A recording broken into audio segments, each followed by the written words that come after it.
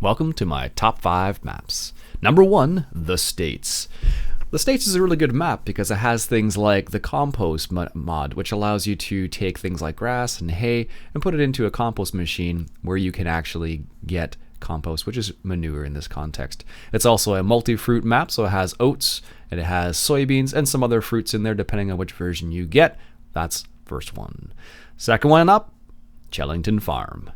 Alright, so this is a really nice English-based farm, really nice looking map. It's got one of those feelings like if you know who the Funky Farmer is, it's got that type of feeling to it.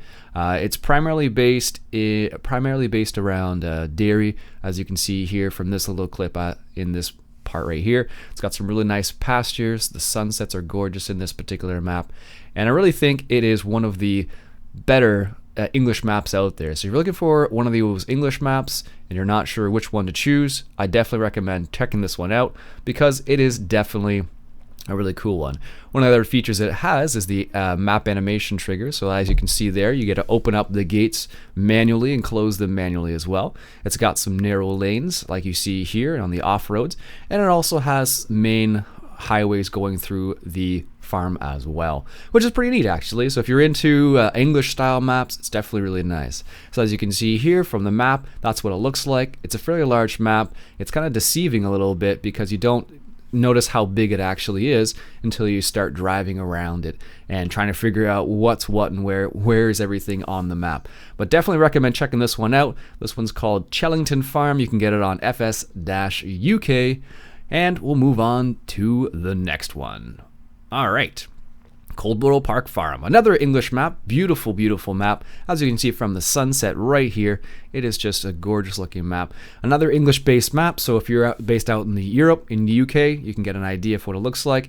Here is a bird's eye view of the map to give you an idea of what it looks like. There's the cow pasture down there. Here's just an example of driving around the map itself. One of the things I didn't like so much is the fact that the roads just end and there's no particular reason for it. Some other maps have things like road barriers, so it makes it a bit more realistic as the reasons why you can't get to certain places. So again, English-based map, so you're going to have to drive on the right side of the road.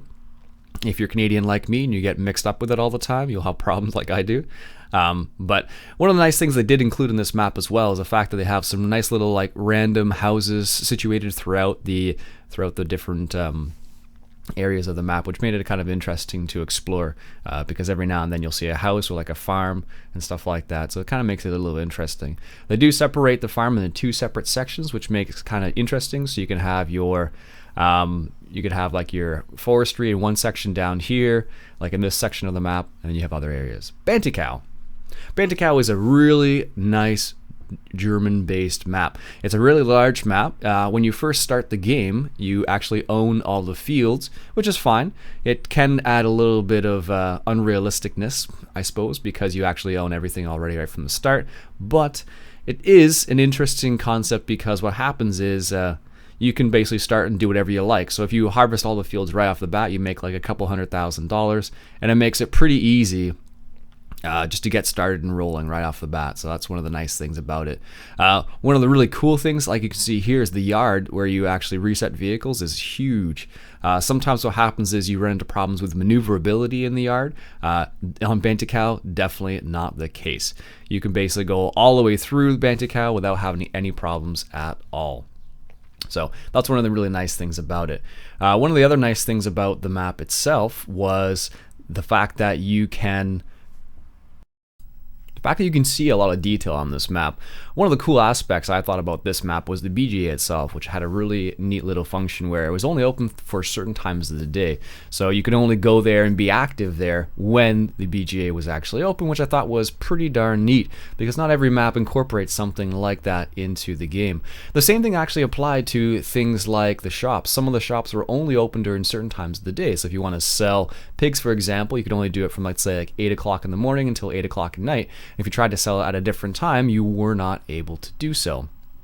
As you can see here, as I drove through the trees, there actually are some objects that are not collidable, which is kind of nice. So if you use things like courseplay, it kind of makes it kind of cool. So in this little section of the clip right here, you can see that this is an area where you can store your fertilizer, your seeds, and your lime as well. And as you can see, they added a little function where you can open and close those gates. Manchester. Manchester is a Canadian map. Woot woot, Canadian. It's one of the very few really nice Canadian maps I have encountered recently. One of the cool aspects about this map is, of course, it's Canadian, so it really made me happy, the fact that there was a solid Canadian map out there.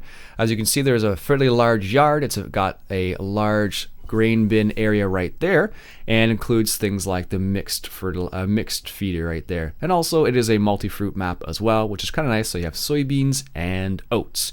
That rounds out my top 5 maps. My name is Iain Robson. This has been my top 5 maps, and if you enjoyed yourself, hit that subscribe button.